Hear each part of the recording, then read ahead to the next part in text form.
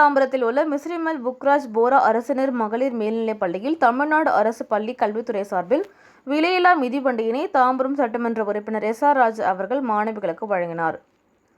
தாம்பரம் மாநகராட்சிக்குட்பட்ட 5வது மண்டலத்தில் உள்ள 48வது வார்டில் உள்ள கிழக்கு தாம்பரம் மிஸ்ரிமல் புக்ராஜ் போரா அரசினர் மகளிர் மேல்நிலைப் பள்ளியில் தமிழ்நாடு அரசு பள்ளி கல்வித்துறை சார்பில் விலையில்லா மிதிவண்டி வழங்கும் விழா நடைபெற்றது.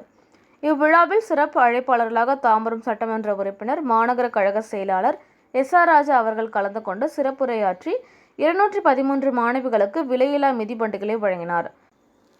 இந்நிகழ்வில் தாம்பரம் மாநகராட்சி மண்டல குழு தலைவர் எஸ். இந்திரன், டி. காமராஜ், மாமன்ற உறுப்பினர்கள் சசிகலா கார்த்திக், ரமணி ஆதிமூலம், பள்ளி தலைமை ஆசிரியர் ஈஸ்வரி மற்றும் கழக நிர்வாகிகள், ஆசிரியர்கள் என ஏராளமானோர் உடனிருந்தனர்.